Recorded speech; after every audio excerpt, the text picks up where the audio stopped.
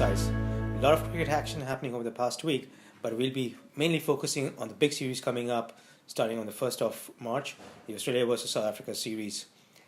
Before that, we will just run by the news, the other cricket news that's happened last week. England losing to New Zealand in the first one-dayer. Morne Morkel deciding to hang up his boots after an illustrious test career pretty early, considering he's still young and he could play a while for South Africa.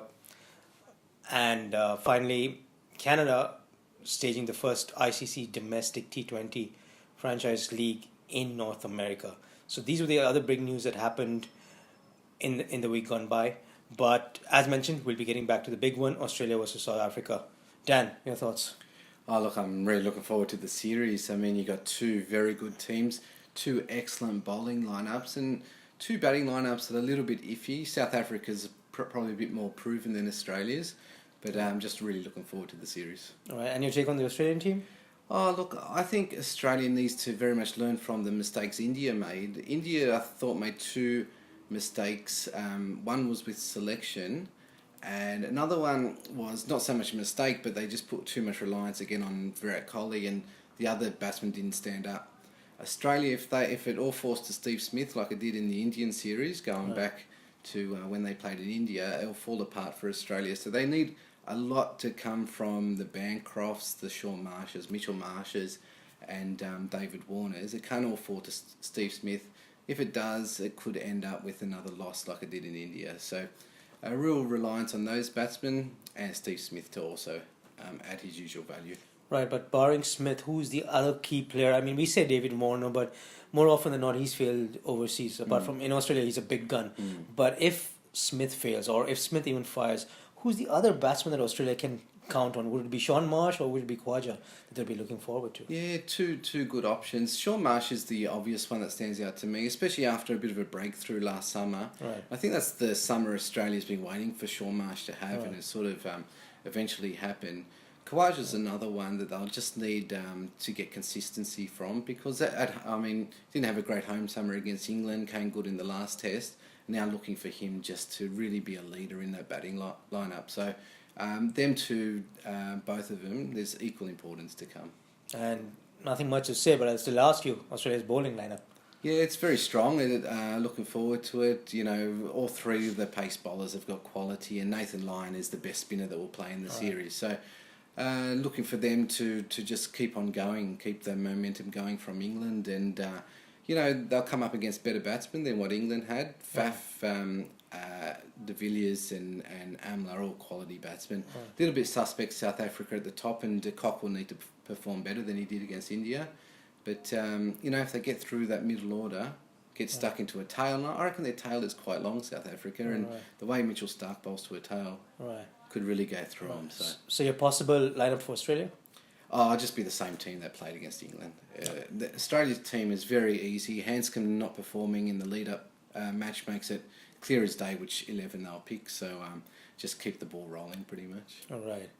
Well, that's Dan's take on the Australian team. For South Africa, I think the batting is a big question mark hanging over them, because they failed against the Indian pace attack, which is not the fastest. They've got a lot of skilled Indian bowlers, but nowhere near as quick and as threatening as Australia's pace attack will be. So I think the batting looks really suspect right now. I mean, Elgar scrapped. Markram looks a good prospect, but apart from the 94 in in the second test, he's really struggled. Amla came good in a couple of innings. De Villiers was the standout point against India. Faf was very good himself.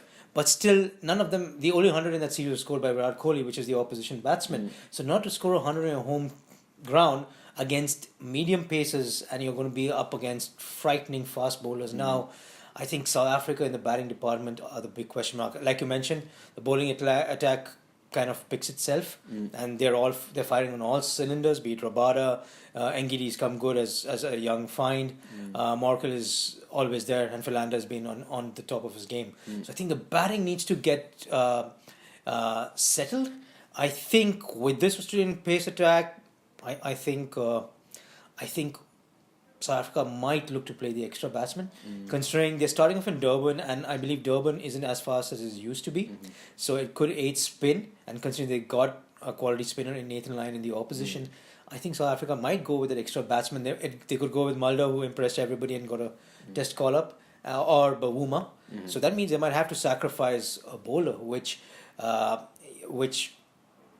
not sure which pace bowler they would look to sacrifice, but they might go that way, or they might include Maharaj as a left arm spinner, since Australia have about 4 right-handers in the top 7. So that just could let be me ask you, if you're South Africa's selectors or the captain, you're going with the extra batsman. Which four bowlers do you take? Well, Philander, Rabada, and Morkel would be my 3, and simply because if Durban's slower and you don't need a 4th paceman, I would go with Maharaj. I would simply go back on experience, as good as Ngidi is. I still don't think Ngidi is a finished product as well as he started. Yeah. I think he was helped by the Indian batsman. That's not to take anything away from his potential. He has the ability, but I think he's a bit too raw. So I would go with the 3 experienced pacemen if I had to go that way. Yeah, nice one. Okay, and there's no secret you're a fan of De Kock. Yes. What went wrong in the Indian series, and can he come back? I think he definitely can come back. If you remember clearly, he had a fabulous series against Australia in Australia. So I think the Australians will get him really alert. I think at some point, and I think that's not true only of him, but I think the entire South African batting lineup underestimated the Indian bowling lineup. They thought it would be easier, home tracks. These are not out and out quick bowlers. We'll be able to handle them. And they had pitches tailor-made for them, and it nearly backfired because the Indian bowlers, capitalized on it themselves. So they will not make the same mistake against Australia. They will not go for, lightning fast tracks over here because they will be defeated at their own game. So I think they will kind of sit up. De Kock will sit up and say, okay, I took the Indian attack for granted, but now time to switch on. And I think he will come good, and he needs to come good if South Africa are going to be competitive in this series. So I think he'll come good. Yeah, I think they missed his runs for sure, no doubt. Sure. Our predictions, I'll go first. I think Australia can do it. Maybe a little bit of bias, but I'm going to go Australia 2-1. A little bit concerned that Australia's had a lot of success over there. South Africa's had a lot of success in Australia, so there's a bit of a to and fro going on. And eventually that's going to end, but I'm going to stick with Australia, and hopefully they can get home 2-1. Well, I'm going 2-all because I think Australia, like you mentioned, they'll be always up for it, and their overseas record is tremendous. They've not lost a test series in South Africa, so I think they'll be up for it, they'll get it, but I think South Africa this time will come all guns firing and will not concede ground. So I'm going for 2-all. Yeah, not lost a series since they've come back. Yeah, since they've come back, right. Yeah.